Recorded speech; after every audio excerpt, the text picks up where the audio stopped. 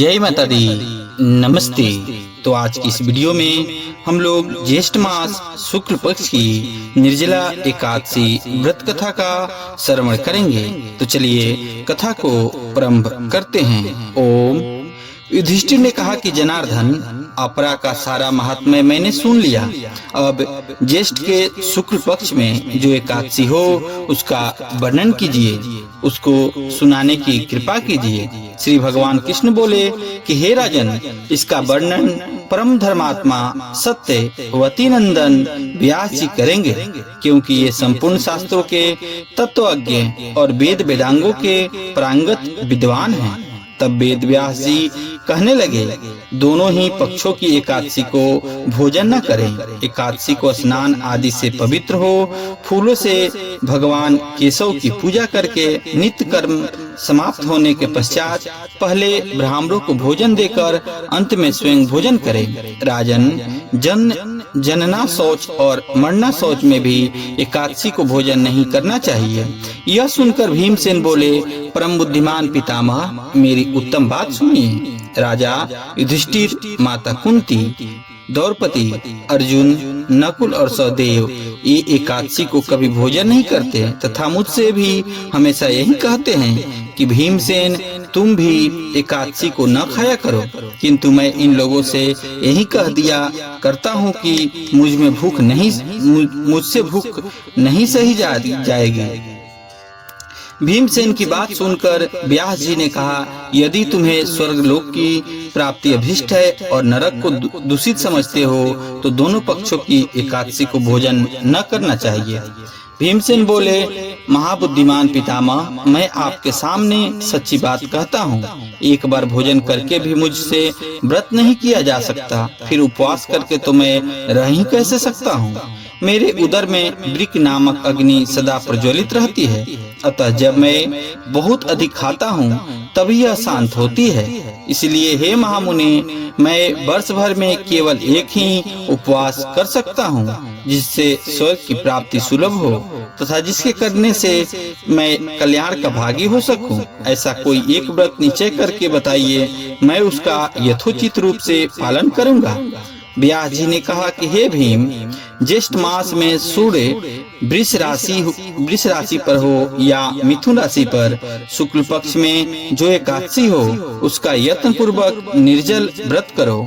केवल कुल्ला या आचमन करने के लिए मुख में जल डाल सकते हो, उसको छोड़कर और किसी प्रकार का जल विद्वान पुरुष मुख में न डाले, अन्यथा व्रत भंग हो जाता है। एकादशी को सूर्योदय से लेकर दूसरे दिन के सूर्योदय तक मनुष्य जल का त्याग करे तो यह व्रत पूर्ण होता है। तदंतर द्वादशी को निर्मल प्रभात काल में स्नान करके ब्राह्मणों को विधि पूर्वक जल और सुवर्ण का दान करें। इस प्रकार सब कार्य पूरा करके जितेंद्रिय पुरुष ब्राह्मणों के साथ भोजन करें। वर्ष भर में जितनी एकादशियां होती है उन सब का फल निर्जला एकादशी के सेवन से मनुष्य प्राप्त कर लेता है, इसमें तनिक भी संदेह नहीं है। शंख, चक्र और गदा धारण करने वाले भगवान केशव ने मुझसे कहा था कि यदि मानव सबको छोड़कर एकमात्र मेरी शरण में आ जाए और एकादशी को निराहार रहे तो वह सब पापों से छूट जाता है। एकादशी व्रत करने वाले पुरुषों के पास विशालकाय, विकराल आकृति और काले रंग वाले दंड पासधारी भयंकर यमदूत नहीं जाते। अंत काल में पीताम्बरधारी, सौम्य स्वभाव वाले, हाथों में सुदर्शन धारण करने वाले और मन के समान वेगशाली विष्णु दूत आकर इस वैष्णव पुरुष को भगवान विष्णु के धाम में ले जाते हैं। अतः निर्जला एकादशी को पूर्ण यत्न करके उपवास करना चाहिए। तुम्हें भी सब पापों की शांति के लिए यत्न के साथ उपवास और श्री हरि का पूजन करो। स्त्री हो या पुरुष, यदि उसने मेरु पर्वत के बराबर भी महान पाप किया हो तो वह सब एकादशी के प्रभाव से भस्म हो जाता है। जो मनुष्य उस दिन जल के नियम का पालन करता है वह पुण्य का भागी होता है। उसे एक एक पहर में कोटि कोटि स्वर्ण मुद्रा दान करने का फल प्राप्त होता है। सुना गया है मनुष्य निर्जला एकादशी के दिन स्नान, दान, जप, होम आदि जो कुछ भी करता है वह सब अक्षय होता है। यह भगवान श्री कृष्ण का कथन है।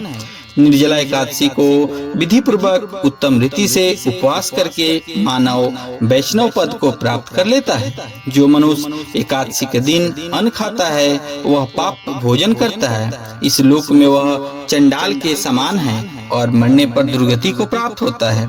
जो ज्येष्ठ के शुक्ल पक्ष में एकादशी को उपवास करके दान देंगे वे परम पद को प्राप्त होंगे। जिन्होंने एकादशी को उपवास किया है वे ब्रह्म हत्यारे, शराबी, चोर तथा गुरुद्रोही होने पर भी सब पात कोषों से मुक्त हो जाते हैं। कुंती नंदन, निर्जला एकादशी के दिन श्रद्धालु स्त्री पुरुषों के लिए जो विशेष दान और कर्तव्य विहित है उसे सुनो। उस दिन जल में शयन करने वाले भगवान विष्णु का पूजन और जलमयी धेनु का दान करना चाहिए, अथवा प्रत्यक्ष धेनु या घृतमयी धेनु का दान उचित है। पर्याप्त दक्षिणा और भांति भांति के मिष्ठानों द्वारा यत्न पूर्वक ब्राह्मणों को संतुष्ट करना चाहिए।